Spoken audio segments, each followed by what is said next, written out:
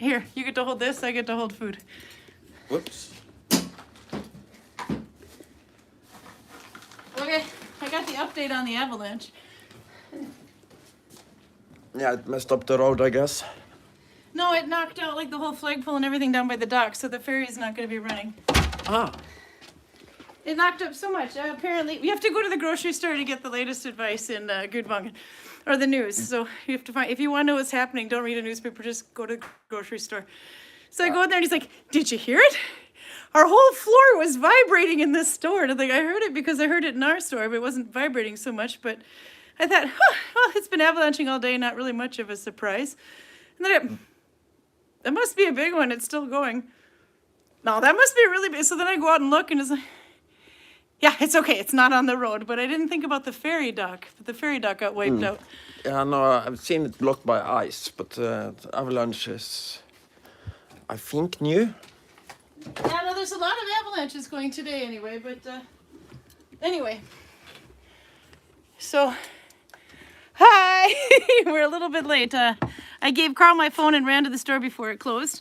Because we're trying to figure out, what do you eat with pickled pig feet? Because apparently the guy at the grocery store said, oh, they're the best. You just eat them when they're cold. You don't even have to heat them up. You just sit and gnaw on the bones like a barbarian. And I thought, we can do that. So, and it was like the gods of syltelabber, or the gods of sale or special item, knew what was going on, because after YouTube last week, the day after, they went on sale for half price because of the due-by date was going out of these suckers. So I bought some, threw them in the freezer, and they've been out thawing today. Syltelabber, that's what we're going to have today. And I think this is the last one we're at home for, or maybe there's one more.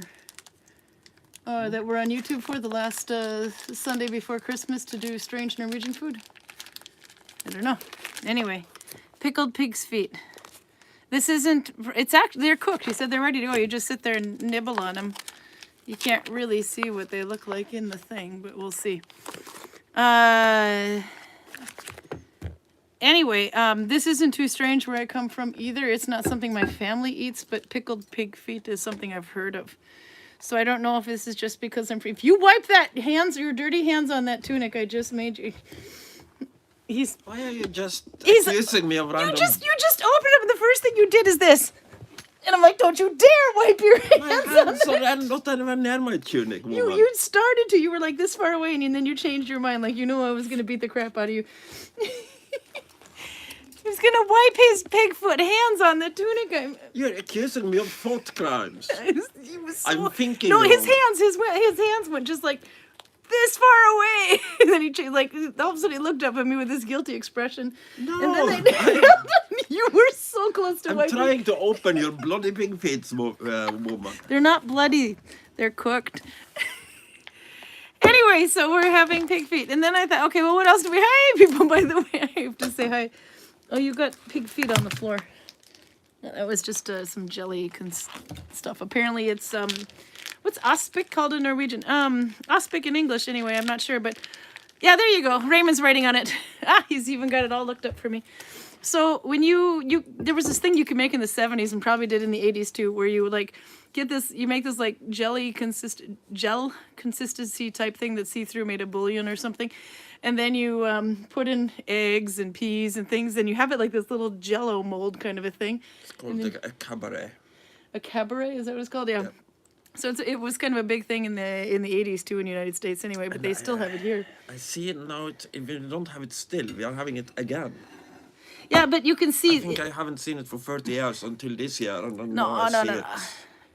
But you can see there's like a little jelly consistency on there. That, it's not... It looks like plastic wrapping, but it's not. Yeah. That's actually what that is. So that's aspic. Or you can get tuna fish in saltwater, oil, or this stuff. Chalet, they call it. But it's... I have to look that up anyway.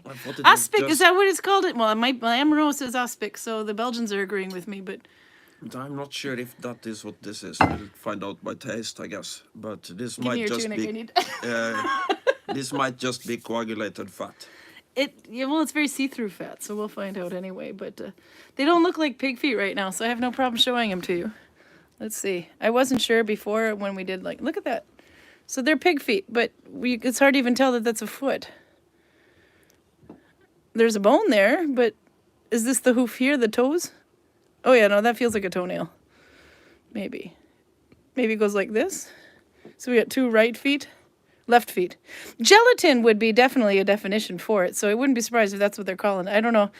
I lived through these really wonderful little cold dishes that they had on the table, but I never had the desire to make one. But they were on every like salad, every table. You'd have like and it'd be like kind of decorated. You have like the eggs on the top and then the peas. This is yuck, says Garcia. Well, according to the really excited guy at the grocery store, there's brothers that own the store, and one of them's like, "Oh, it's really great. You just gnaw on them. You don't have to heat them or put them with potatoes or anything." Yeah. Because I was thinking, how in the hell do we serve this? But Pickled let's pig see feet. if the man was telling the truth, and you can just gnaw on this. All right. Well, I got mayonnaise and some bread just in I have to case. say I'm mildly skeptical because it doesn't really look Okay, like well, while you something do that- you can eat right out of the package. Before you eat that right out of the package, go get some paper towels. Because it's going to get on your... I want to go get some paper towels. I'll say hi. I got to go... Now I got to wipe my hands here and turn on my computer so I can see the chat. Let's see. So I can say hi. I had a little problem starting because I had the wrong picture up. It was a little too revealing when it comes to the Christmas calendar. So I swapped out the picture last minute. But actually the front photo of it, you can see is a big...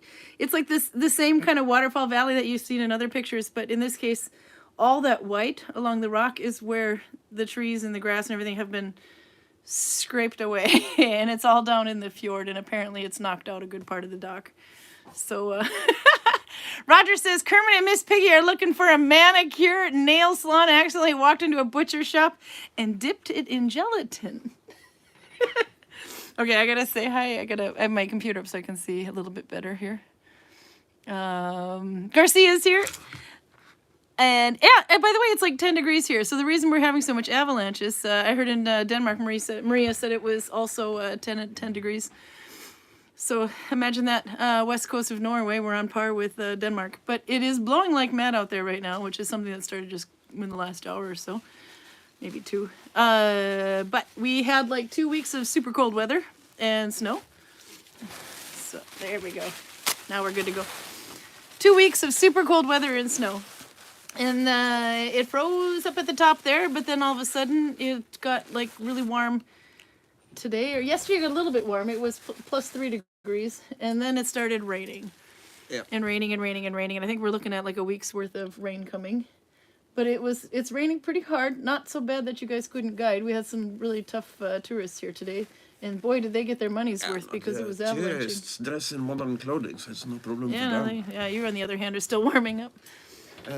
But anyway, so what's happening is now is all the ice and the snow and stuff is melting from up top, well, to a certain height. And the rain is shoving it down at a very quick pace. Yeah. But it could have been a lot worse. There wasn't that much snow in the mountains to begin with. No, there wasn't that much. It's a lot of rocks and mud. You've seen all of them. I can only hear the one from the store. No, the one that There was one that broke went 20 the minutes Viking ago. was pretty impressive. But You look cold. compared to what we're going to get in the spring, Yeah. when you have a whole winter of snow accumulated in the mountains, and then you get weather like this. So this is probably, well, it's interesting, but it's not a super big deal. Okay, no, it's not a big deal. I didn't think there was that big until that one avalanche. If I can hear it in the shop anyway, because I wasn't in the village, and the fact that where I am in the shop, I'm on the road side, and it was on this side. So that was pretty impressive. But he said, yeah, no, he was really excited. It's like rumbling. So if you live in Gudvangen, you think avalanches are cool. Yeah, or Otherwise, you wouldn't live here. or you ignore them for the most part, and you just look at the big ones. Yeah, no, when I was posting the link here, then there was one that went off just there, and it was like, avalanche, and you keep going because you know it's not a big one. But when it's still rumbling after like 20 seconds, then you gotta wonder what in the hell's going on out there. Yeah, you can usually tell by the volume. Yeah, it sounded like 20 pickup trucks, 20 lorries drove through at the same time, trailers. But now, your typical avalanche sounds, the beginning of it sounds exactly like when they are emptying lorry of gravel. Yeah, at, yeah. At the pier. But if it keeps going, it's an avalanche. If it stops after a second or two, it's a lorry. But if it sounds louder than that, then I look up immediately. And not at all metallic. Yeah, but Because when they're filling well, the boat there and the trucks, they can have like a metallic sound. there is a metallic sound, but there is also kind of a metallic sound with avalanches. I can't pull the sounds apart. It's a matter of the lorries are much closer than the avalanche. So they sound about the same. Yeah. But if the sound keeps going, it's an avalanche. No, so all of them have been avalanching, but the one in the middle in the picture there, that's the one that was, sorry. So she's also kind of warm over there too. Garcia's got rain, wet, wet, wet in Holland. Lindsay's here. It's finally winterish in Texas today. So Texas gets winter weather. Actually, guys, there was just a big tornadoes going through Tennessee, I believe it was, Clarksville or something, and a bunch of others. I have to say that I think the guy at the gas station is either fucking with us or he has a different taste than normal people. What would you do? What does it taste like? Toenails? No, it tastes like meat and it's good, but I would think it tastes like cold chicken. way too salt. Is it salty? Yeah, but is that this aspic stuff? I'm blaming the meat itself. It's not this stuff that's salty? This gel? Well, that's salty too, but the meat itself, I would say, this should have been steamed probably before you eat. We could steam it. We got whole nother package here. But it's thawed again. I can't freeze it twice due to the rules of meat. What about the skin part? I don't know if you can see. There's a layer of skin there. So that's skin, and then that's the meat, and that's cartilage. And all right, I have to try one, but it isn't horrible, but it's not something I would eat for the taste of it. I don't want to bite into the toenail. I don't think my family, Polish family, has ever served pickled pig feet before. Oh, God. You get your tongue on that stuff and it's salty as hell. I don't know where to bite, though. It's all hard. Bite anywhere, woman. That's what she said. Yeah, that's cartilage. Okay, I found the meat. Bon appetit, of course. It's like chewy. I have to rinse off that gel shit, though, because I don't like that. Sorry, bad language, but it's all fat. Yeah, it's fatty meat, but it's meat and fat. Yeah, no, I got to use a knife or something to get to the meat part, because biting into that much fat it's kind of gross. I'm guessing that the gas station guy is just really hungry when he comes back from work and he opens up his refrigerator and says... It's hard to swallow because it's so congealed and salty. Wow. Out it goes. I have to find something that I can get down more. Kind of grows on me, but... I was thinking this one was going to be okay. So there's a piece of meat. We used to have a dish called potet en oren, stew with the ears, and I just roasted it there. Let's see. There we go. It was Anne writing from Belgium. Poten en oren, a stew with ears and feet. Now this, I could see doing a stew out of it. But anyway, so if I cut off the meat part there, it looks red on the screen, but it's pink, but it's not. Because the meat I'm expecting would be good. Yeah, it's just a big chunk of cold, slimy fat. Was not good. But the meat is good. This is like ham. I can eat the meat between his toenails.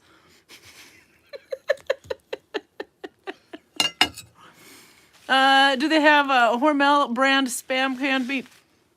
Nope, but they have something called bogskinka. What exactly is bogskinka? It used to come in a can, like a round can.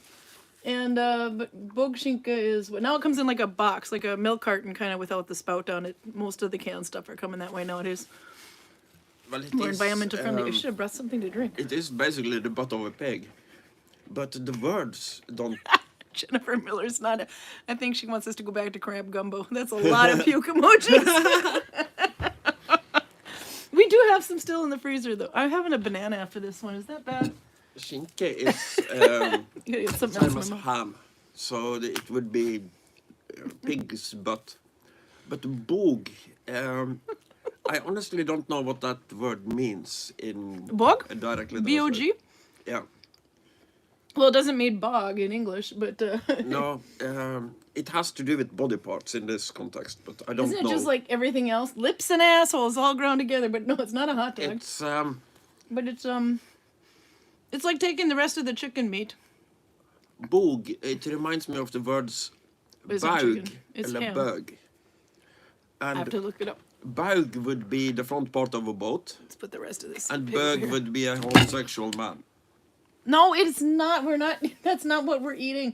I'm pretty sure we are not eating the bow of a boat either, but... No, but it's okay. So it is a ham anyway, because skinka is ham. But bog is what anyway. What they did is, it's kind of like the chicken. You'll see this sometimes too in canned ham. But I'm pretty sure spam is that too. They just like take everything left and then they ground it all up and then they congeal it into this new press form and out it comes and you can slice it up and put it in salads.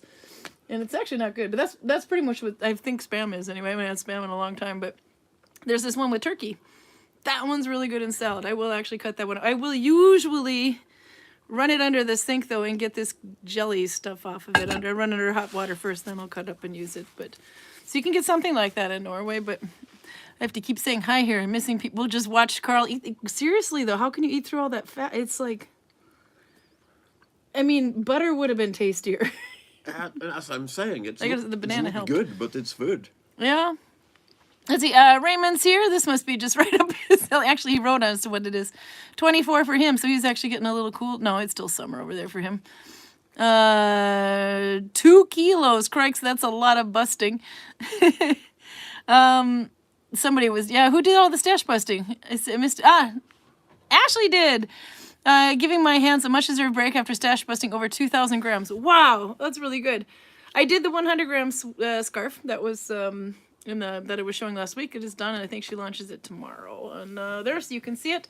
Karl has agreed to be my model because my kids refuse to be photo models for me right now. They're still teenagers.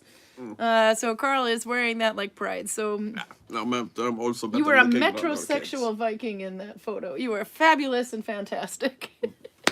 Actually, the scary thing is it looks pretty good on him.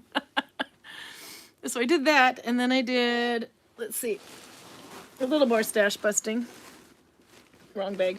There's a paper bag on the top of the one in front of you there. I do not want to get my face in your pickled pig feet. He's like aspic everywhere. Did you think caviar would work well with pickled pig feet? No, I was looking for something else. Paper bag. I have to show I made stash busting here. I have about, I assume, I haven't weighed it, but I think I probably have about 300 grams left. So, like, literally did 1 row on this hat that we keep seeing. So, I still think it's looking kind of small, but that might be the Dolby thing that's throwing me off. But it's, anyway. I'll go and get myself a beer glass very slowly so you can talk about your... No, I'm almost done. But what you could do is, I don't know, maybe a butter knife or something to, because put mayonnaise. And you need your glass for beer, yeah. So I made a pouch. This is all the rest of the blue yarn that from the 2 little blue balls of ball that we found that was from Karl's mom. But I didn't realize that all the way inside at the middle of the ball there was this darker blue. So it looks like a shading issue, but it's there you go. You can still see it's just darker blue. But that was in the inside of the ball. I had no idea.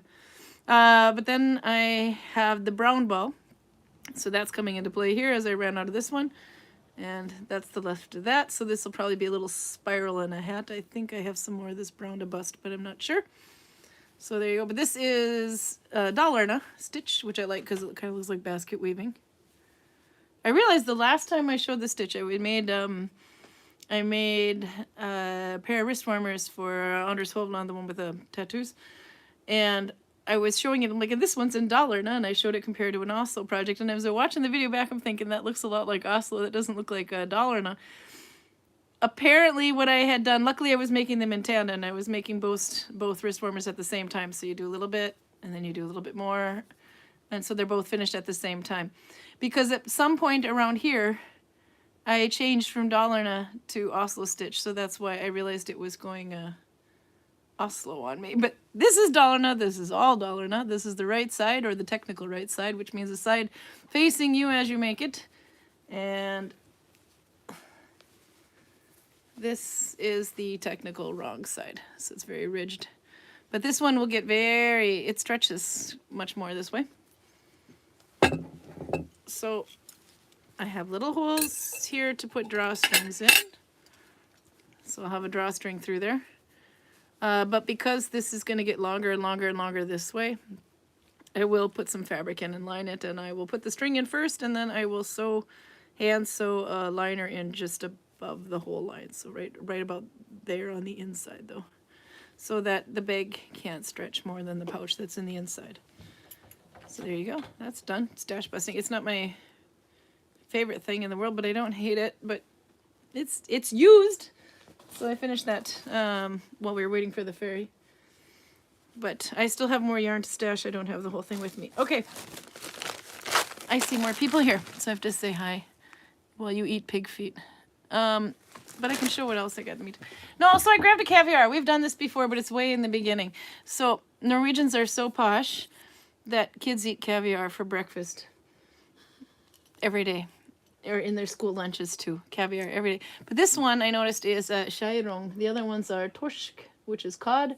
But this skjer, or is it skreier? Sorry, skreier. You were saying that kind of fish was up in Lofoten. Yeah, it's that, but it's still torsk. It's just what just the cod. people up there call them. Yeah, but I don't think when we're thinking of caviar, it comes in a toothpaste tube. When you think of caviar in the United States, or at least the American part of me, it doesn't. Maybe I'm old and I'm only thinking of beluga caviar, which is not what this is. Very much not. No, but there's some bread there if you need it. It's fish eggs. These fish eggs have been spiced and So it looks like that. Looks like toothpaste too, but I assume the base they are mixed in is something kind of similar to, but not identical with mayonnaise. it does actually have added color to it. But it's made with rapeseed oil, sugar, water, potato flakes, conservation stuff. But otherwise it is lightly smoked and sugar salted. Eggs from skrell, which is cod. Skrei, not skrell. It says, it looks like it's, maybe there's a dot. Seriously, that looks like an L. It's the dark blue letter up on the top there, S-K-R-E. It looks like an L, but it's supposed to be an I, like this one. But I'm looking there. Okay, anyway. My kids used to love this, though. Anyway. And then I bought, because we're running out of stuff to show, fish patties. You guys have these a lot in your lunches as well. Fiskekaker. But these ones are shaped like little stars. And I like fiskekaker, so I thought if the little star-shaped fiskekaker. What is your what is your history behind fiskekaker? These are good, by the way. Cold or warm with white sauce. Most fish is good, basically right out of the sea. You can just gut it and fry it and boil it, whatever. But there are some types of fish that doesn't really taste good like that. Like what's in Norwegian called brøsme. I don't know the English word for it, but it's it's a kind of deep water fish that has a very tough skin. So it's actually kind of hard to gut. Sodasma? No, I don't even know what that is. Brøsme? Yeah. Am I spelling that right? How do you spell it? B-R-U-S-S-M-A? B-R-Ø-S-M-E. S-M-A, not E? E for England. There we go. It says Kusk. It's C-U-S-K is the name of the fish. Yeah. Those are good to make fish cakes from. So you cut the fillets as you normally would, then you kind of mince them and combine it with flour and some spices. Well, anyway, I was going to say 2 kilogram. Damn. I'm still sitting here and fighting with the 642 I got, although I did put myself off by 100 grams on a scarf. But still, I have like, I need to quicken up the pace here. Karin Oker's here. She says it's snowy in Minnesota. Always snowy in Minnesota. But actually, the snow stuck around here longer than I thought it would. Now it's completely gone today. Yeah, it hasn't been as much back and forth as it usually is this time of year. Yep. Arlene Cross is here. She said, sorry, I messed up today. We're having -2 degrees. It's usually around -10 degrees Celsius, by the way. We've also had 2.2 centimeters of snow. So normal is 23 centimeters in December. So record setting this year. Oh, we're all about setting records in Duluth anyway, too. It's always trying to get the more snow than last year. She's in Winnipeg, by the way, or outside of there. Karsten is here in Doro. So greetings from Flensburg, Germany. Roger is here. He said, are the pig's feet ticklish? I think you have to have a live pig attached to them to find that out. Ah! Yeah, no, they're very ticklish. Come on, I worked hard on that joke. Raymond says, and PJ Lightning's here, by the way. Raymond says, syltelabber is a Norwegian traditional dish, usually eaten around and before Christmas time. Made from boiled salt cured pig's trotter. They are traditionally eaten and traditionally eaten using one's fingers as a snack food. So Geyer at the grocery store had it right. That's how you're supposed to be. Yeah, but it doesn't taste like something that is meant to be eaten cold. No, I mean, maybe we are eating it too cold. Actually, I would have no problem making a stew with this, but you don't need to salt the stew. That's for sure. That might be a thing because you see the way I'm dressed. This is not a fashion choice. This is because there is something wrong with our heating today. And I'm probably going to have it fixed before next episode. But for a while today, it was colder inside than outside. Unless you were in the shop, because the shop it's next to the diner, and there's a lot of heat coming from the ovens. Yeah, and also the heating system isn't fucked there. It's just fucked here. Yeah. I'm having a hard... It's like all congealed... it's like fat. Lots and lots and lots of fat. I want the meat. Did you want them to cut the legs off the skinny pigs? No, I want to cut them off the meaty pigs. The ones that go jogging. Exercise and weightlift. But it's like all... I'm going to find some more. Okay. But yeah, actually, Raymond, I think you're right. According to the grocery store guy, you are bang on. You're supposed to just sit there and go... he said.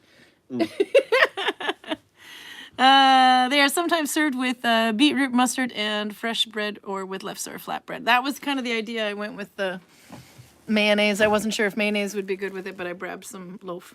You grabbed? I grabbed some loaf white bread. I was going to say bread and I don't know what I said at the same time. He is a Viking, duh. Aspect, yeah. That was you if you were wiping your hands on there. She said, because you're a Viking, you're supposed to...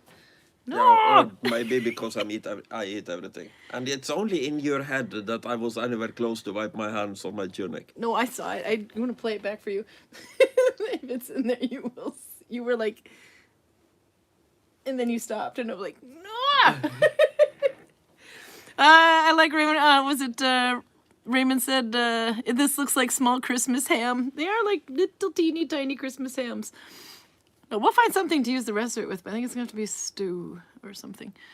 The American in me wants to turn it into a stew or a casserole or a hot dish, because I'm from Minnesota. Garcia says, this is yuck, I have to agree. The fat part is, it's just like, I need meat. Raymond says, don't want to mess up Karl's new tunic. PJ says, I'm home eating homemade fruit pudding with extra thick cream, and I would like to try pig's trotters, but not right now. No, I don't see that going very well with the fruit pudding with the extra thick cream, but that's something that you guys have here too, the molte. What I would want to do with this, and what I think people traditionally do in my district with these things, is to first put them in water for a while to get away some of the taste and some of the salt. Yeah, there's a lot of salt in and then you steam it like forever until they basically dissolve when you take them out.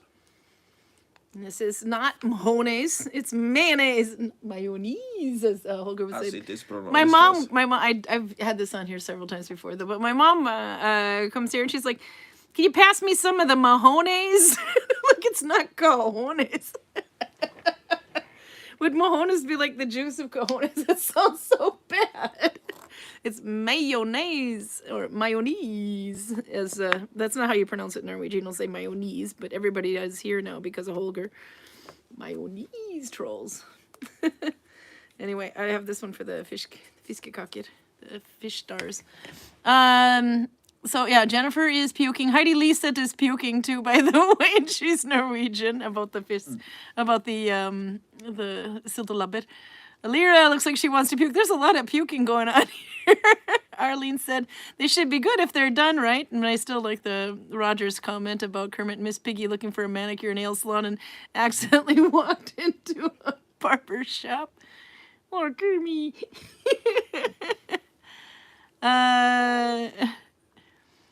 Raymond said, that's what she said. And once again, this episode is not for kids. No, that's right. I think I said it's all cartilage and bone. It needs some meat. Anne said, we used to have, yeah, we read that one about the dish. Charlotte said, all tired, flat out on the sofa. Oh, we have some syltelabber for you if you want, Charlotte. Maya's here. She said her family are hillbillies. They always washed the feet when they took them out of the jar. Not to my liking, just saying. I could see that, though, soaking these things at least for a good amount of time because, I mean, the jelly on that thing is so thick. You don't know if you can see it through there. It's like, it's so thick. It's like you'd swear it was... And I'm pretty sure and you have to, like, pull it apart. That actually is aspic. It's not like... entirely sure, but I think so. And that's also something I'm pretty sure we don't use at home. No, I would this have is... it in some kind of liquid, but that would be pickled in a liquid, not in a Look jello. at that stuff. It's just like... It's like cartilage. Slightly... I almost lost mayonnaise on my yarn stash, just saying. Yeah. There we go. Do you get me a beer that don't contain... I don't know what it's your Christmas beer. So here you're opening days 5 and 6 because he's not going to follow the Christmas calendar, obviously 1 beer a day, but every Saturday though. It's bad enough he's a Saturday alcoholic now. Oh, you got the Foxy ginger beer. But you said you didn't like the ginger beer and then you had it and then you said you liked it. So but this is a different one. It's a ginger beer though. Ginger beer as a non-alcoholic drink is fine. But if you make beer and then just add ginger to it, that's... So Foxy ginger beer, this is 4.7 alcohol. Real taste, real ginger. Foxy ginger beer brygget med äkta ingefär, frisk norsk vann och mye lidenskap. So it is brewed with... Oh, there, your cat. My cat did that. Foxy ginger beer is brewed with real ginger, fresh Norwegian water, and a lot of passion. No, my cat did that. I had to launch him. He was... I don't know if you can see that. Maybe it's better if I do it this way. Let's see. Who's got a cat in the morning who's like a little snugglier than you have the patience for, especially when you're going to sleep? There you go. That's what my cat did. That was yesterday, by the way. But all I did was try to move him because he was sitting on... but he was kind of sitting half on me and half on you, and I tried to move him, and he was not going to be separated from you, apparently. So, but this is the one that doesn't know how to retract his claws. So the other one, if he thought he was going to fall or something, but he probably just went, I don't know. Not good. But yes, that's what happened to my hands. Okay, you have to see how your beer is. Weightlifting pigs, says Jennifer. See, the weightlifting pigs would taste better. They'd have like more meat. I'm sitting here digging through the fat trying to find the little bit of meat. And it looks like there's meat there, but right under that is bone. Or a toenail. How's your... Oh no, there's a little bit more meat in there. It's like in between the toes. It's perfect. That's how it is. But it's the gel thing that's getting to me. Lindsay says, it's a new tunic. It needs to be seasoned. Oh, come on. Oh, that's got a really dark for a ginger beer. Yes, and I also saw the color change when I was pouring it. Yeah? So there are actual lumps of ginger or whatever at the bottom. It's made with real ginger. It said it. I'm making skinnier stars. To put on my... No. It smells good. It smells like ginger. Yes, and I'm sure it contains ginger. and alcohol. But what I can't see anywhere is beer. It's ginger beer. All right. It's got water, cool syre, so it's a bit soda-like. Ginger wine, ingefarvin. 1% lime juice, 2% ginger juice. Sugar, natural aroma, and coloring. Contains water, carbonation, ginger wine. Oh, now it's in English. I just read that. I love it when I unnecessarily translate. Actually, no, it doesn't say anything about hops or beer or anything. Nope. No. Knock yourself out. This is like baby's first alcoholic drink. So if you want a kid to start becoming an alcoholic, you give him this shit. Raymond says his nephew is going to cook some things for Christmas. Kledger. I should have brought water, so I got something in my throat. Sorry. Klejner. And Christmas oatmeal balls. That would be good. I like oatmeal cookies, so clearly I would like oatmeal balls. But we were thinking about doing Christmas cookies when we're in, because Little Christmas Eve is something in Norway. It's weird. So you have Christmas Day, which is like usually the big day in the United States, and then Christmas Eve, if you go to like midnight mass, I guess, if for the religious in the United States. Here, Christmas Eve is the big day. Christmas Day, I don't know what the hell you do that day. Usually we would go to church on Christmas Eve and then celebrate on Christmas Day or something like that. But you have something called Little Christmas Eve, Lille Julaften, and that is the 23rd. Yeah. But it isn't... Which is also on a Saturday, by the way, this year. Whatever traditions that are associated with that day are pretty new. It's like... there is a TV show that everybody tries to watch that day. Then most people do put the last hand on the Christmas preparations. They do the funny things, like they do the nice things, like decorating the tree and so on that day. And it's basically just a day to kind of calm down for Christmas. Calm down for Christmas. Or isn't it like when you... Nu har vi vasket gulvet och vi har burit ved. Now we've washed the floor and we've even carried in the wood. And it's all about getting ready for Christmas. Is that something that has to be done before? I do believe that song is about Christmas Eve, because this tradition is Lille Julaften things. The term has always been there, but it's not. There are very few actual old traditions that are associated with that day. Garcia's throwing up some more. Meat between the toes. By the way, I noticed I have like an emoji function on the chat here. I can put hearts up. I've been seeing little hearts flying. Okay, let's do 100. Ha! I can do that because I'm watching. No, I just saw there's like these little Instagram kind of hearts going up here on YouTube. So thank you, by the way, whoever that was. It's ginger beer made... Oh, somebody's put up a puke emoji. There's little puke emojis flying up the screen now. I need to do that. I didn't know you could find more. No, I'm afraid if I am eating more pig's feet and drinking this thing, it's going to be more than an emoji. Well, you don't have any more glasses. Okay, you better open number 6. You can't possibly bomb on both of them. Oh, yeah. Okay. Raymond says, oh, yes, I have scratches all over from my Sophie, the Maine Coon. Oh, my God, that's a big cat, too.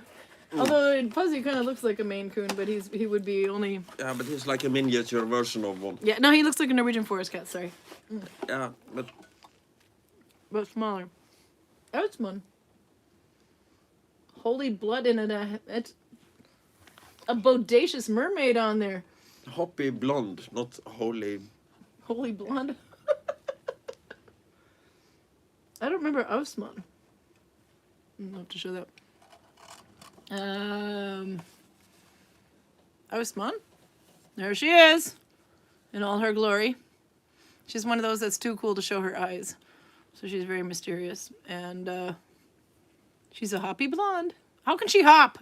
I guess she can't walk.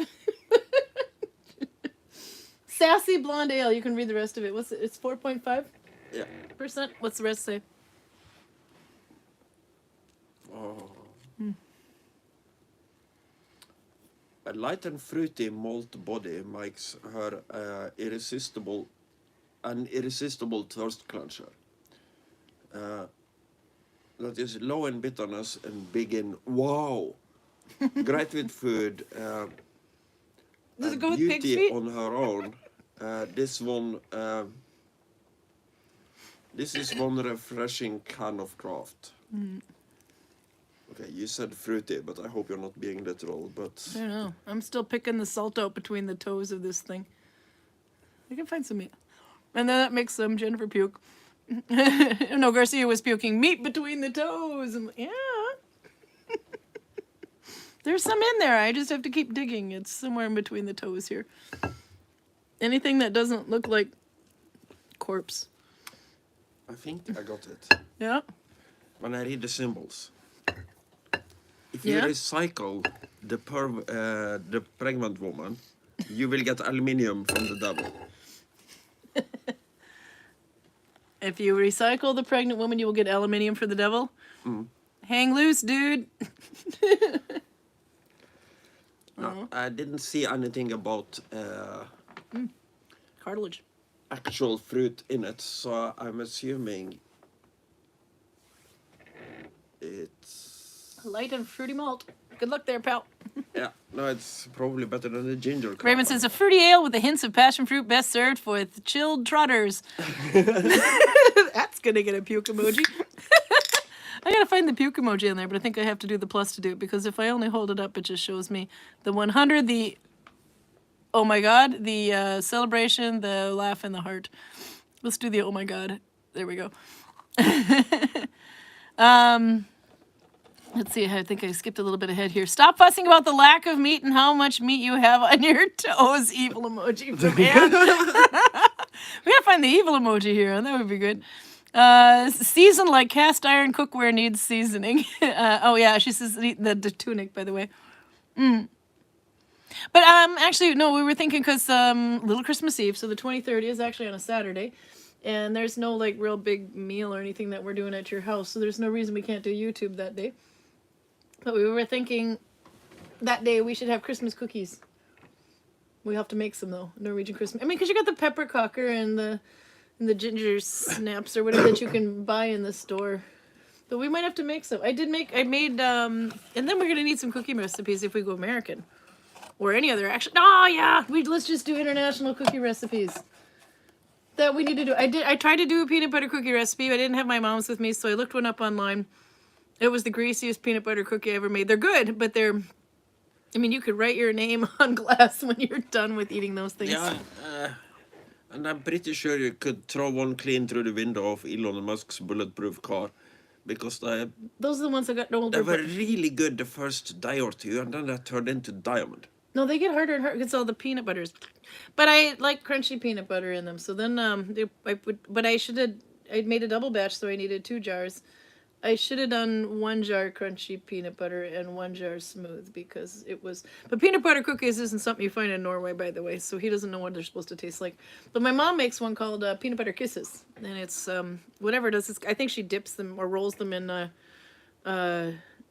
sugar before she bakes them, because they have like this little sugary texture outside of it. And then she'll take Hershey's Kiss, which you can't find here in Norway unless you go to a foreign store. And she squishes it in the middle and then bakes it.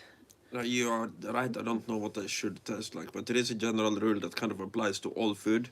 They should have a hardness on the Morse scale that is lower than my teeth. Yep. If the food is harder than my teeth, it's very hard to eat.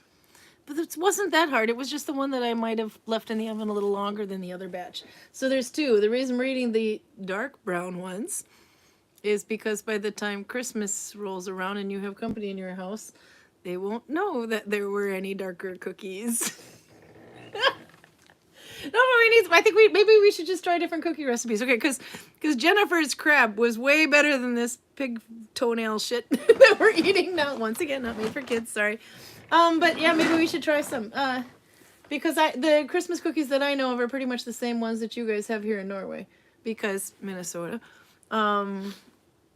I'm from Minnesota. So then we have, well, the peanut butter cookies I know you don't have. You also have this one called licorice, but it's not really licorice. It's anise.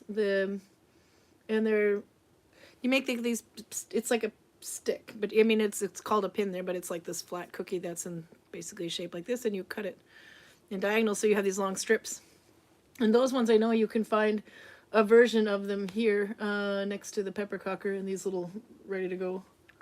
Oatmeal cookies are pretty. My mom made monster cookies, but I don't know if that's. My mom's pretty smart.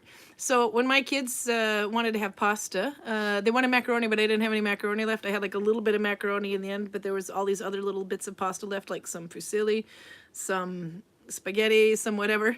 So my mom, pasta panna, so she took all these extra pastas, boiled them up in a pot together, and put some butter on it and some salt just so they'd have it. She's like, here. These are Toodle Noodles because my kids were really big into Mickey Mouse Clubhouse, and the newer version of Mickey Mouse Clubhouse involves a little phone or something that walks around, kind of like the paperclip icon.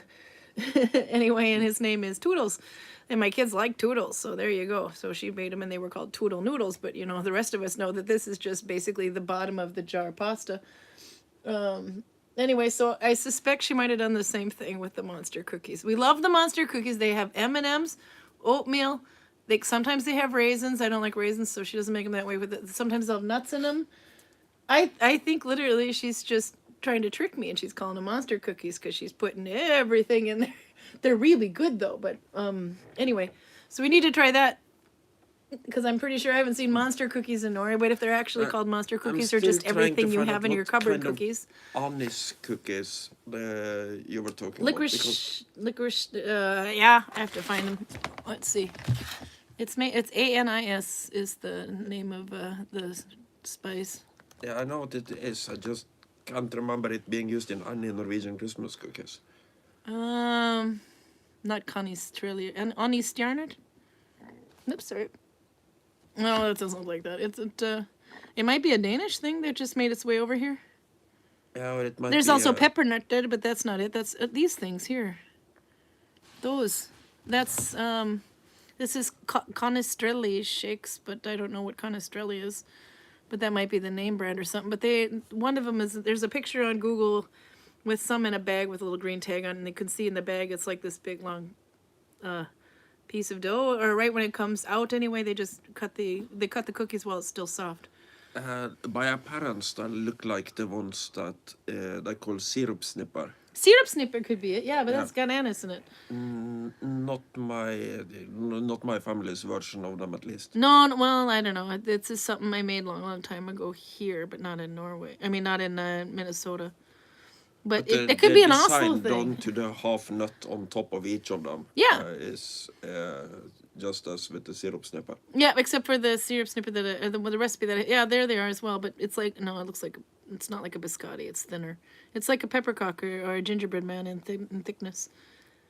Anyway, then we have to find out. So we need cookie recipes, something different. Obviously, there's a chocolate cookie. Let's see, what if we have?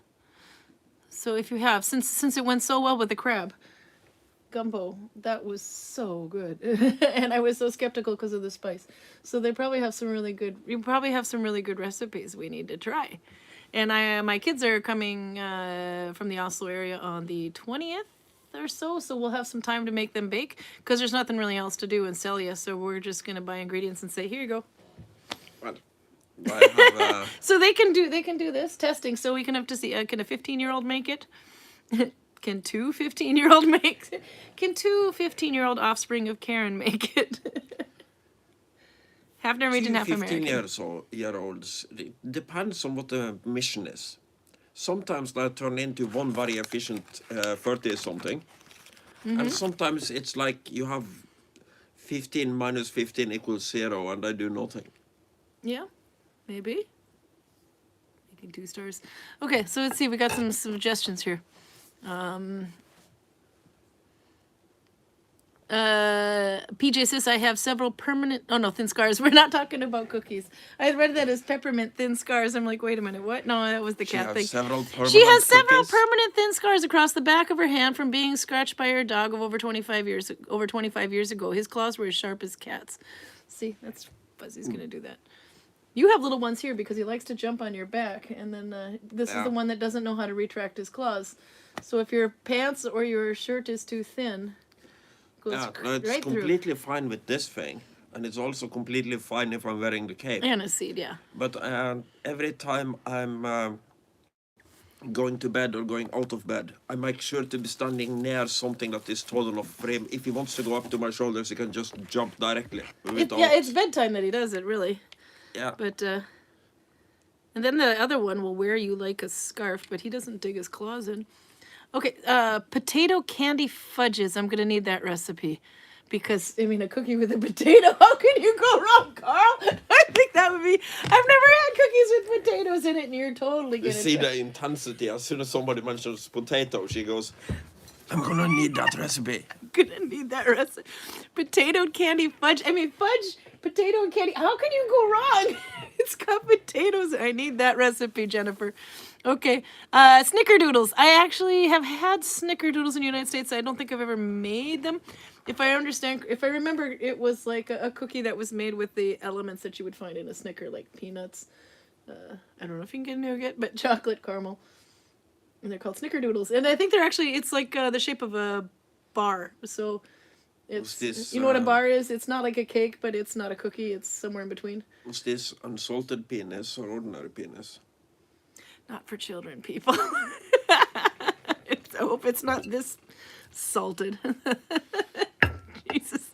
I don't think we need to do these again, to be honest. There's I think... I'm glad we didn't pay full price, that's for sure. They're okay, but it's a lot of... I mean, first you got to boil all that crap off of it. Yes. Yeah, this is food that has to be prepared. I disagree with the gas station. Yeah, no, Guyer's going down for this one. Okay, we'll have to get us... He's got a brother that works there. They look like twins. So we'll have to... Actually, aren't they twins? I think they're just brothers. I think they're just brothers, but they're really close in age anyway. And they look a lot alike. It's kind of funny because Olav, Toril's husband, has an actual twin. And they are very, very similar. And then you have the two... So on one side of the river, you have a gas station run by two guys that are interchangeable to the point where you talk to one and then you go away and come back and see the other one and you think that's the guy you talk to. If they're standing next to each other, you can see that they don't look that alike. But when you see them one at a time, for the longest time, I didn't know there was two of them. Yeah. I mean, like literally because I would only come down like a couple times a year and I could have swore it was the same guy. So you have two sets of brothers, one on the hotel on one side and one on the gas station on the other side. And both sets of brothers are called Hillard as their last name. I think they're not closely related, but I think they are related somehow. Arlene says she's allergic to aniseed or star anise, but loves the black licorice. I don't like licorice, but for some reason those cookies, it's just a hint of it, of the aniseed, then I can handle it. But if it's like too much licorice, then it's not. Garcia says anything but the trotters. Okay, no trotter cookies. BJ says I have a great Scotch tablet recipe. Gonna need that one too. I've never heard of it. Scotch tablet recipe. That sounds good. That sounds like something you might like. Is it Scotch whiskey or is it like Scotch tape? Of course it's... I know we need that recipe too. We need to try that one. I'm assuming we are talking about cakes, but otherwise I have no idea. Deco Black 1899 says shortbread. That one I've had. Krumkake. That one we have too. Krumkake is like a crumb cake. I forget the English name for it, but anyway, yeah. Translates to crumb cake or crumble cake, but it's... Oh, I forget what that's called. They're always shaped like a funnel. Yeah. So you have like you have a soft. You have actually a special iron for making that roll. Yeah, and you put cream or something into the funnel proper when you eat it. Krum in Norwegian means curved or crooked. So curved or crooked cake. Oh, we're going a little over time because these are good. Russian tea cakes. Those I have not had in a long time. That would be a good one. I've had those in the United States, but I don't think I've had them since moving here. So about 26 years. That's about same thing with Mexican wedding cakes. Russian tea cakes or Mexican wedding cakes. Those I remember being really good. They're the three go-to cookies for Deco Black. And Taylor's from, hey, she's in from Arizona. It's sunny, it's very sunny there, 20 degrees about. It's typical temperature. I just lost my thing here. But rain next weekend. Let's see. She, by the way, Jennifer says that the potato candy fudges are the best. So we have to have. Oh, it's potato candy and fudges. I thought it was a potato candy fudge. I was getting really excited there, but I'll take both. The fudges I gotta try though. We have those like caramels here. It's like a ground popped popcorn meringue cookies. That one we need to try. I've never heard of that. Ground popped popcorn meringue cookies. I can make a meringue. I found out about that the hard way. I forget I was making some cake that had a meringue base on it, and I took forever to make it, and thank God I did. Arlene is off. She has to go to babysit. So we'll see her next weekend. Snickerdoodles are like 2 soft cinnamon sugar cookies. Oh, that's what Deco says. I have to try those then, because the really, really soft ones would be really good. And cinnamon sugar. I can just feel the weight going on even more now. It's not the season to try to... I'm not on a diet plan yet, but I might need to consider one soon after the pig feed here. I'm trying to decide if this beer is actually good or if Do you it's like just it? perfect by comparison. I don't normally like blonde beer. This one is surprisingly good, but it might be just because it's right after that thing. Try looking at the half-naked mermaid when you're drinking it. Does it taste better?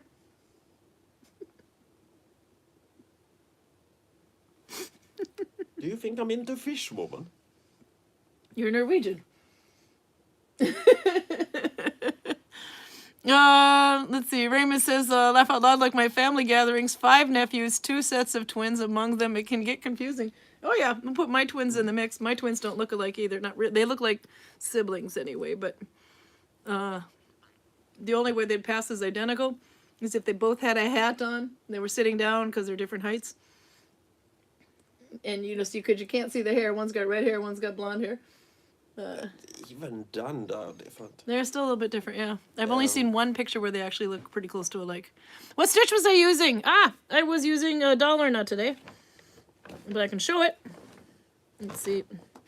Actually, okay, so when I didn't know how much yarn I was going to need for this thing, so I had to buy 2 for the advent, but it was a perfect project. I needed only 1. So then I thought, what if I make the same similar thing that I was making for the calendar, but I make it as a cowl. But with this fuzzy core wrapped yarn, I'm going to stay with Oslo because it's a mess. But I used Dalarna in the other one. So anyway, so I started making a little cowl.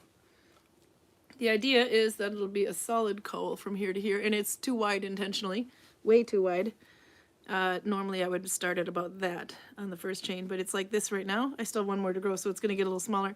But the idea is that this can sit on top of a coat, like a shawl. But it'll, after about this far, then I'll have it go loopy here, like a net poncho kind of thing. So my kids can have the same thing, but not quite the same thing. They like this yarn. But this is, yeah, you can look at last week at the end of the episode to see what I thought working with this yarn. See if there's any more cookies first, though, because cookies. Let's see. PJ says it's Scotch as in Scottish, like fudge, but harder. Ooh, I like Scotch fudge. Fudge is good. Lyra says Muddy Buddies are my favorite extra peanut butter. I'm gonna need to try that one too, because peanut butter is really good. I don't know what a Muddy Buddy is. I know we had turtle cookies once, but those are something different. It's a cookie, but 100% Christmas in her family. I think we have to try that one. Or it's not a cookie, but 100% Christmas in her family. Okay, no, I have to see. Okay, you have to send recipes and we'll give it a go, or I'll make my kids do it for me. And as Deco says, krumkake is shaped into a cone. No filling in my family's version. I gotta say, I have to be with you on that one. I have to agree with Deco on that one, because in Oslo, whenever we were giving out gatherings, they didn't have the filling. But I have seen the filling. Seen people use filling anyway. It'll be some sort of a cream that you put in there and then you eat, and then just try to eat it so it doesn't squirt out the other side. But we just had it as a complete funnel. Yeah, no, you can obviously eat it that way if you are a barbarian. If you're a barbarian. Well, that's the way they eat it in Oslo, all right? I don't need Westlanders over here. Nah, I don't think that it applies to everybody in Oslo. No. I think it applies to a kind of tiny minority of barbarians in Oslo. There was a berry I wanted to try to find for this one, for the strange Norwegian food. One is lingonberry, which is not too uncommon. I mean, that one actually you make a jelly out of it and you use it with turkey or meat. But there's another berry that it took me a long time to figure out what in the hell this berry is called in English, because I'd never seen it before I came to Norway, and that was 26 years ago. It looks like a raspberry, but it's orange. If you know what that is, I'll tell you. Otherwise, I'll make you guess it for a little bit. But I know what it's called. We do have them in Minnesota. Arlene's going to have them up in Winnipeg. But it's found pretty far north anyway. It has also to be kind of like where I can find it here in Norway, but it's kind of got to be pretty boggy. And it doesn't grow like on a bush. It grows like on like one little stem out of the ground that kind of sticks up kind of high. And it's just a couple of them on the end. But it's not, but it's called multa. And multa, in Norwegian, they call it multa. And they mix it in with a cream. So it's kind of, you could probably do the same thing with raspberry. Take raspberries and mix them in with the cream, and you can stuff that in one of those krumkake things too. But this one, they just eat it just out of the bowl, like a fromage. Strictly speaking, this is one of the... I haven't tasted it for a long time. But this is one of the things I really don't like. No, So that was one of the reasons I didn't want to look for it too hard. It's like it's the most Norwegian thing ever. You go into the mountains and try to find a bog in the mountains, and then you go into the bog you have found in the mountains and try to find the worst tasting berries you can find, and then you're very happy and have your traditional food. Garcia's got it. Yep, Garcia knows what it's called. It is a cloudberry. I've never heard of cloudberry before, but that we do actually have Minnesota in the United States, but it's very far north, so pretty far along the border, I guess. There are things you can do with them to kind of save the taste. Like throwing in a kilogram of sugar or whatever. Yeah, they do that too. Well, why not then start with a berry that doesn't taste horrible to begin with? I just don't get it. Hjortron, I haven't heard that one before. In Swedish, okay. No, I didn't know. Yeah, maybe that might have been one of the reasons too, because well, I came over here, I have English, and I learned Spanish, but never got to use it. So 7 years of Spanish, never got to use it before coming to Norway, but I went to Sweden first and was learning Swedish for 3 years. Then I learned Norwegian. So for some reason anyway, but cloudberry, it took me almost 2 years to figure out what in the heck that's called. Of course, internet wasn't as free-flowing with information in 1997 as it is now. But it took some digging. Anyway, but that's what that cloudberry is. And I think, I mean, if I find it here, it either has to be frozen or it'll be like in a jelly or a jam, kind of a marmalade type thing. Yeah. But I didn't, and they actually will make this at Christmas time with the cream, but they'll use the jam and just put that right in there and mix it up with it, fold it into the cream as well, the whipped cream. At the right time of year, you can probably just go into the bogs in the mountain and pick them yourself. Yeah, no, you can. I used to find them when I was looking for blueberries. Blueberries and canterelles, they tend to kind of grow next to each other, and then canterelle mushrooms, and then I would find these ones. It was in a boggy part, and it was like a foot between one of them and the next one, and because it wasn't on a bush, it was like a stem. It was really hard to. It was hard to see. They were hard to find. It just. By the time we had found 10 of them, we're like, I'm done. I'm not looking for any more of these things. It's taking too long. But some people get really lucky and find lots of them. Ah, Lyra says, okay, let's see if we go up to the Muddy Buddies. Okay. It's Czech cereal mix with melted chocolate and peanut butter and then shaken in powdered sugar. That would be really good. That's so, I think you can get Czechs in Sweden on the border or some in one of the international sections, but I can't get Czech cereal we can't get here. That one's actually really good. Czech cereal, it's kind of a wheatish flavor, and it's got it looks like havrefrost but with like air, a lot of air. It's not like a havrefrost or whatever. They're solid on the outside and air in the middle. This is like kind of lattice work on both sides. Yeah. So what I got from that was the Swedish are selling air again. No, the Swedish on the border have all the American crap. So Chex Mix, that would be a good one to try. I know you can make a lot of things with it too, where you mix it with caramel. You take the Chex, you put it in a bag and you add like nuts and some I don't know, other things anyway, and you can add sugar and some syrupy stuff, shake it all up, or put it on a tray and let it kind of cool. And they call it Chex Mix, but there's so many different recipes for Chex Mix, and I actually missed that. Chex in Pretzels. Norwegian means something like biscuit. Nope, that's Chex. Well, Chex as you would pronounce it, but no, this is Chex. It's a cereal. I'll show you real quick. I believe you. I'm not. Well, you have to believe me because I know I'm right. That's what Chex cereal is. They look like those kind of lattice work ones. How in the hell do you end up pronouncing that word like Chex? How in the world do you pronounce K-J-E-K-X? Or no, K-J-E-K-S, like Chex. Because it's what it spells. Okay. Lyra says, I know that is puppy chow. No, Drea says, I know that is puppy chow in Minnesota. I wonder if I'm on the same thing here. Oh, yeah, probably. But anyway, Chex cereal mix with melted chocolate and peanut butter and then shaken and powdered sugar. Those I would absolutely love to eat, but yeah, like I said, I can't get all the ingredients. Maybe I can use Dalarna stitch to make sweatbands for the summer. Oh, absolutely. I will bring out the Dalarna one more time for you there, Max, because this one has actually quite a bit of stretch. See there, you can see how it would, a little bit more than other needle binding ones. I always called them a bit like those finger torture things. You put your finger in this tube that's kind of woven, and when you try to pull your finger out, you can't. But if you loosen it first, then you can pull your finger out. It's kind of like that. But this would make a good headband. And then you could also, what else I like is versatile too, though, because you have this stitch on one side, and then on the other side, it looks like that. So you can kind of choose what look you were going for. So that would, I think, would make a really good sweatband to use, Max. So give it a go, and then post it and see how it goes. Let's see. We have to do some more needle binding too, but we only have about, well, once we get back to Christmas, then we kind of go back to normal. It is so good, and it smells well at bake sales, so I can imagine the Chex Mix, not the sweatbands.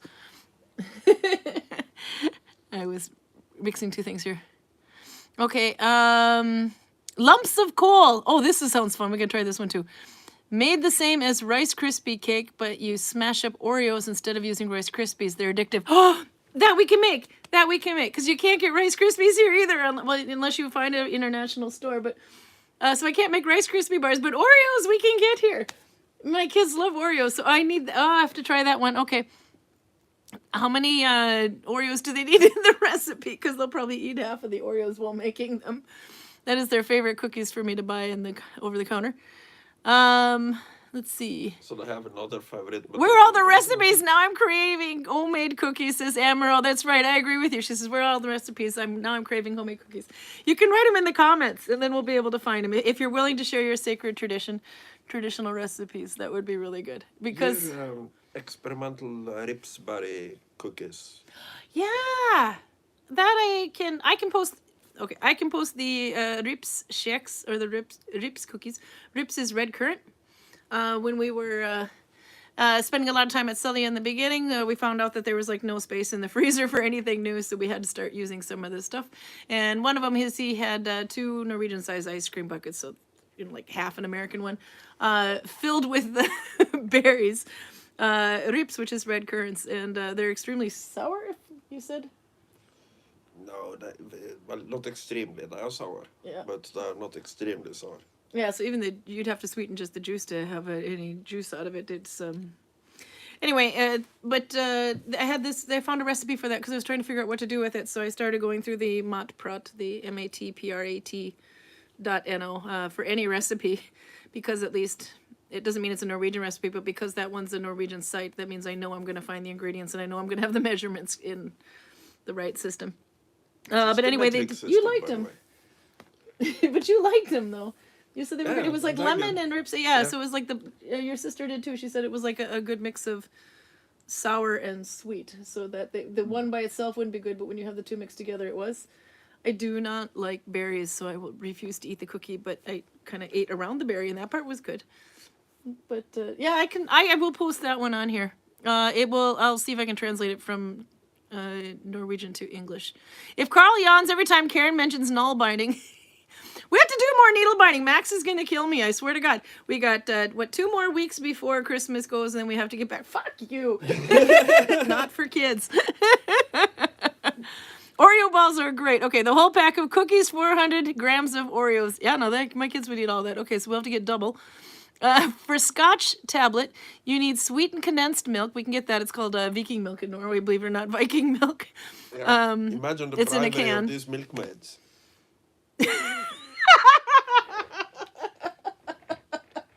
He said knowingly. Okay, anyway, well, it's called Viking milk and it comes in a can. Anyway, so you need sweetened condensed milk, 500 grams of icing sugar, which would be called melis in Norwegian, a tablespoon of golden syrup, which is just called syrup in Norwegian, lys syrup, light syrup, 50 grams of butter, vanilla, and water. Okay, I have to, oh, that reminds me. I have vanilla extract from United States.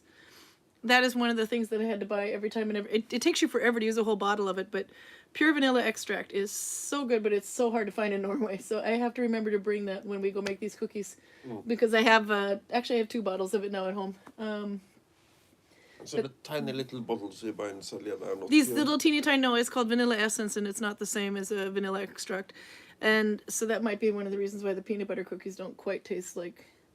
But I think that one it was so oily. But anyway, it's actually looks like a dark brown color. I don't really have an issue with the taste, but when you can cut glass with the cookie, it might be a little bit too hard.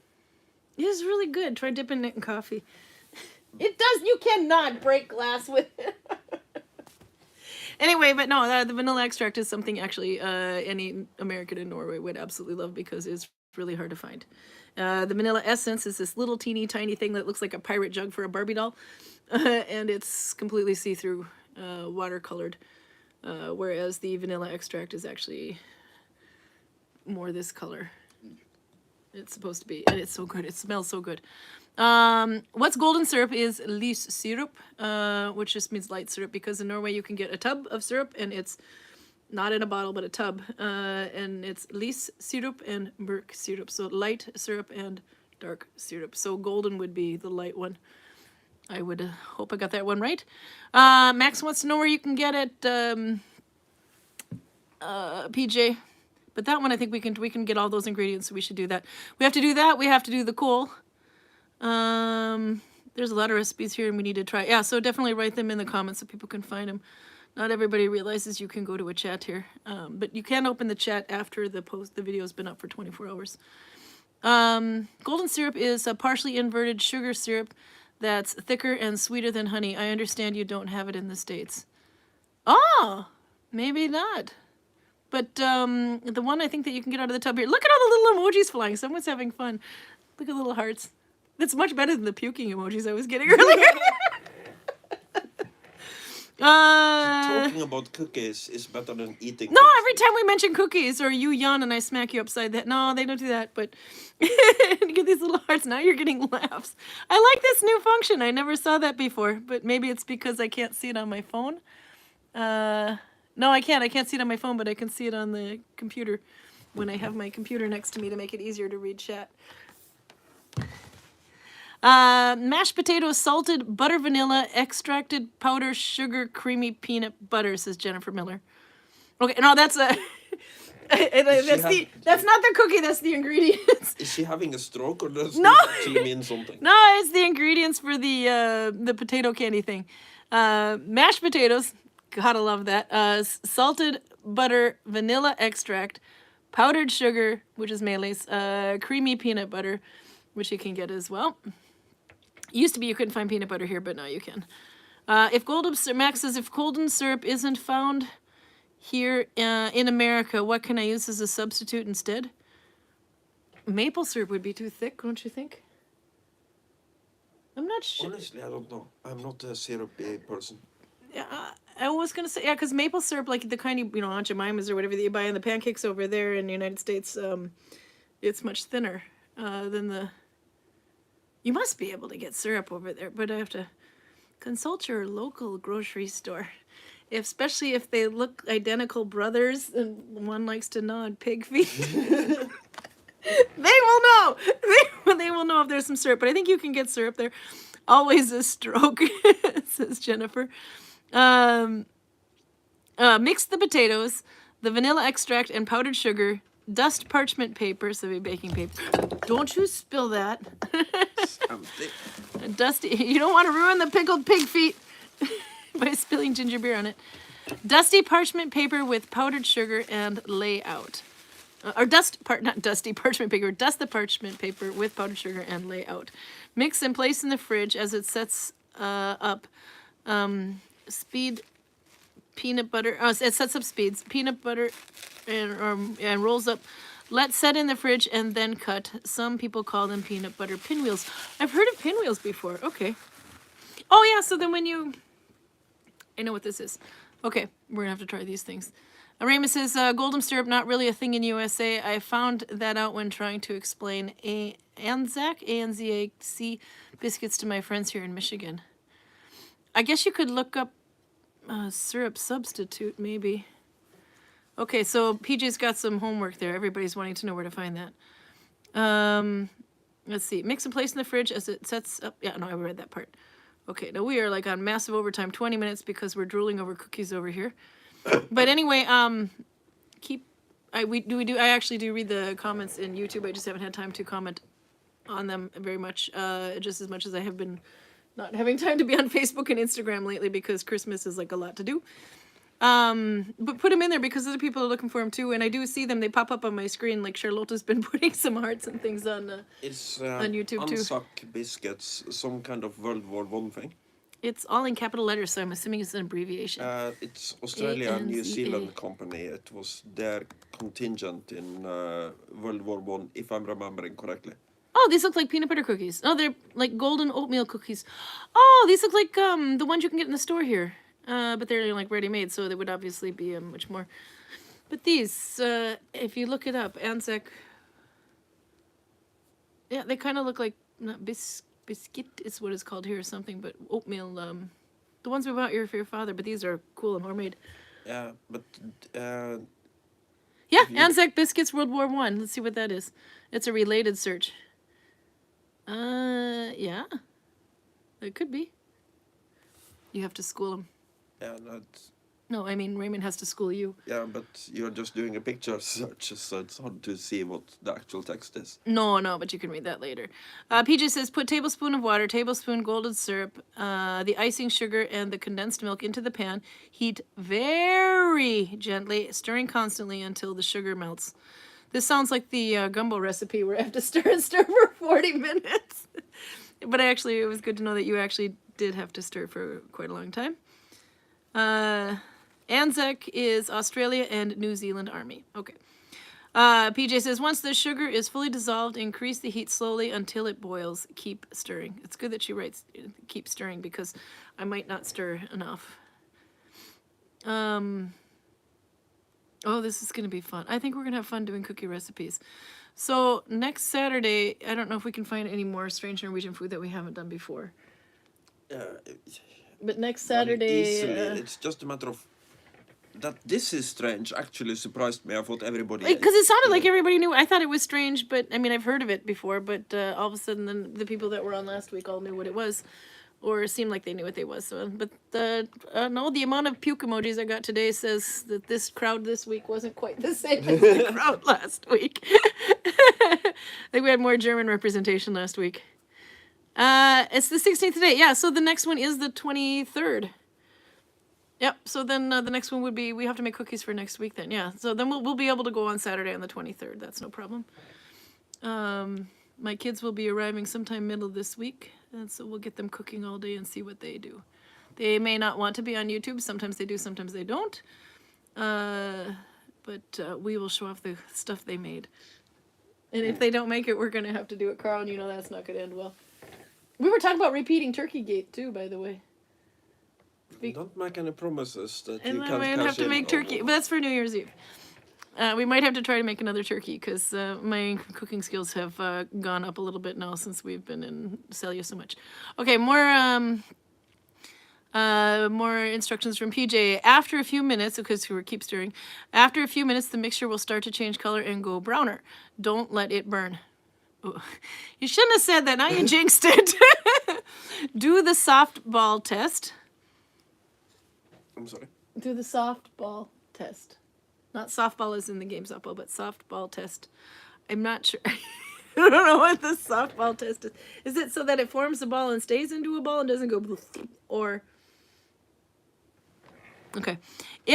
Maybe this is it. If a drip of the mixture forms a ball, you pick up when dropped in a cold water, boil the mixture a little more, and then let it cool for a few minutes.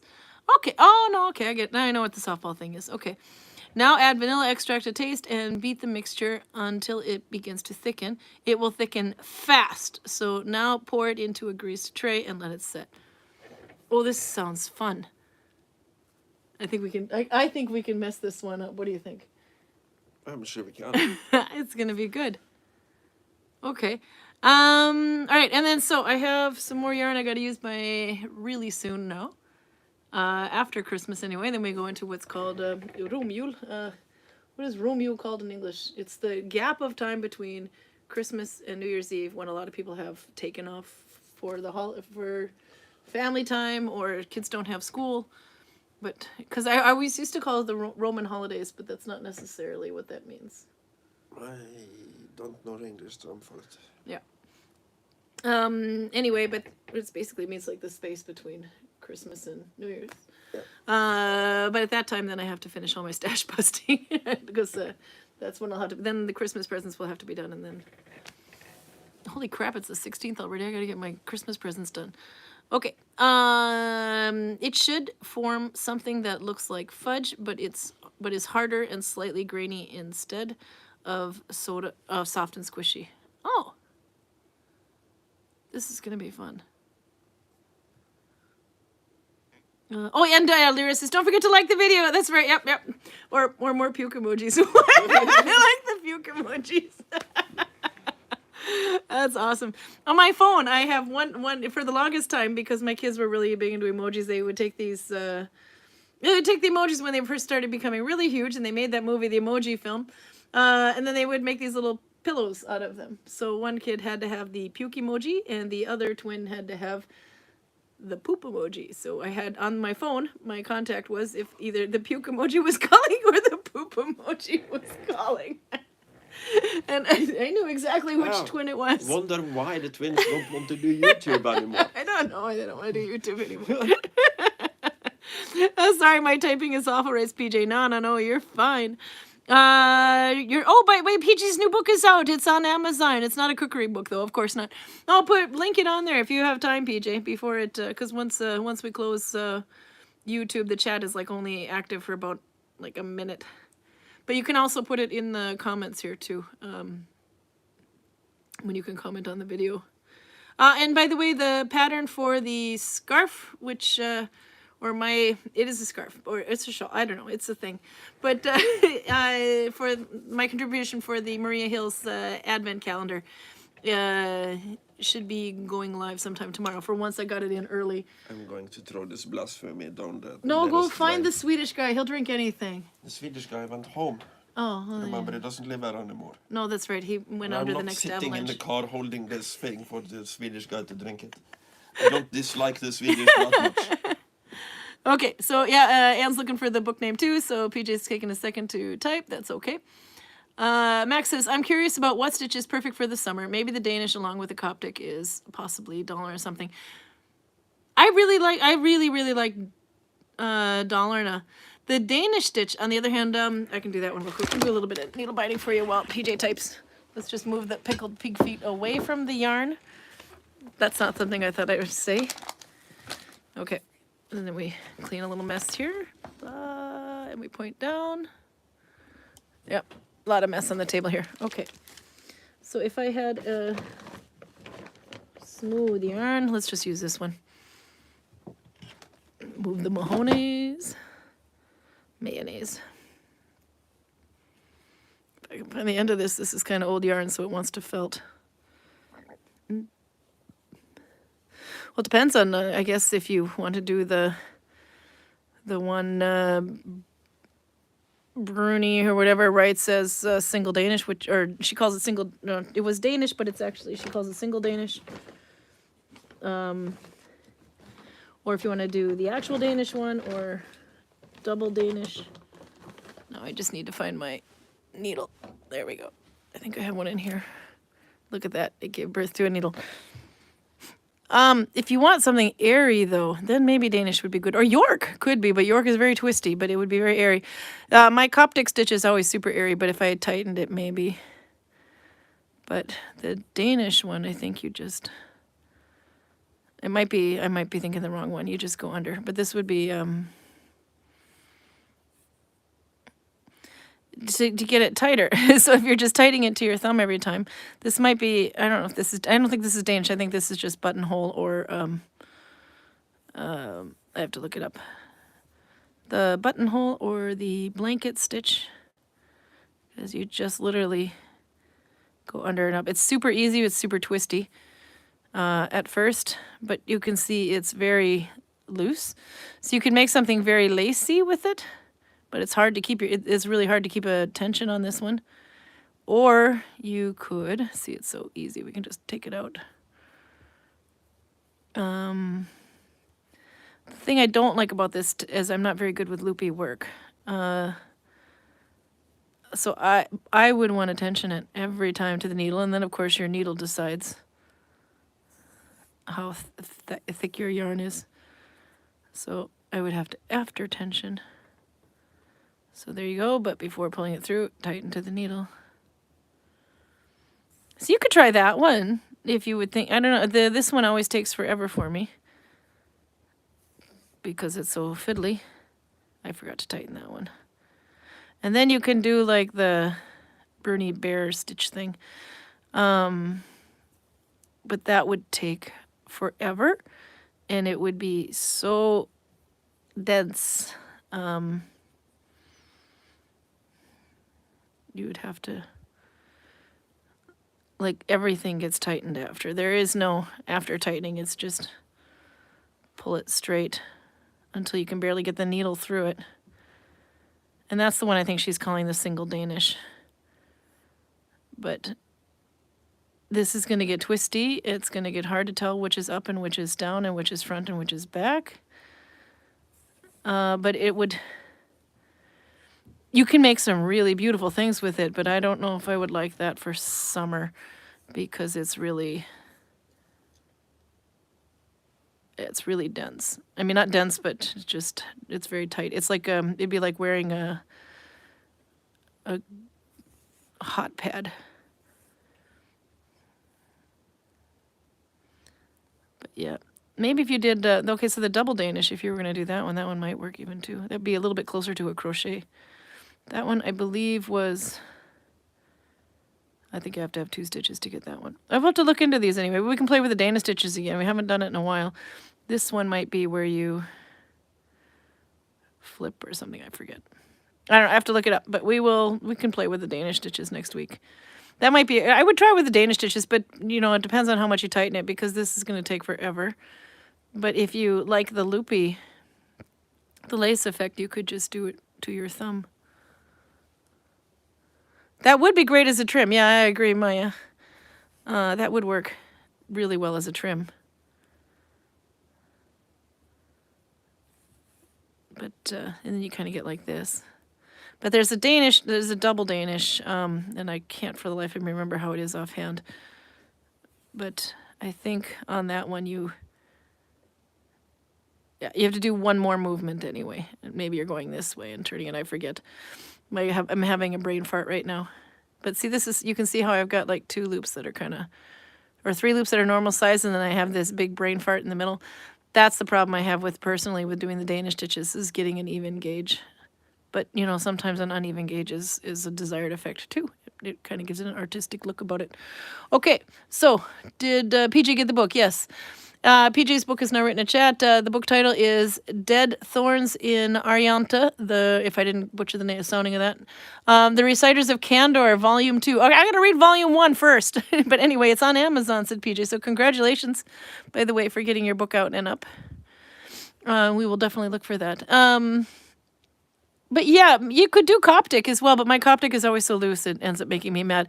And I think if I'm going to do Coptic, I might as well just knit it, although it wouldn't have quite the same effect. But you could knit through the back loop of every stitch, and you would get something very similar. And I think so that's why I don't use Coptic so much personally. One, it's twisty, and two, it's easier to just knit it. Okay.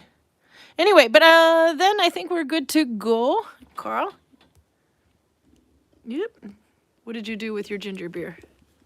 I flushed it down the toilet. Did the toilet say thank you? The toilet will probably be vaguely disgusted, but it's a toilet. They're used to this kind of thing. We really got to get the heat working in here now. I can tell as soon as you left this room and went out into the hallway, you're shaking and freezing again. Yeah, no, it's... We're going to go start a fire and put them underneath it. We'll see you next week. Saturday is already Lily Julafton. Crap, we've got to get our Christmas presents done. Yeah. Yep, and then we'll check out some... back home and defrost the cats. We have to defrost the cats, and yeah, it's like 10 degrees outside. It's not cold. Anyhow, and then it's colder inside than it is outside. And then we'll try some of the cookie recipes. I hope to get some made by then, so. But anyway, thanks for hanging on. We're actually like 30 minutes overtime, but this was quite fun. Anybody want some pickled pig's feet? I don't think we're getting those ever again. We should give them to Karin. I really believe that we are just eating them wrong. We are eating them like a gas station attendant when we should be eating them like Vikings. I'm going to try to cook them. I don't think this is a complete loss, but first I'm going to soak all that gel crap off of it. Okay. Love you guys. Bye-bye.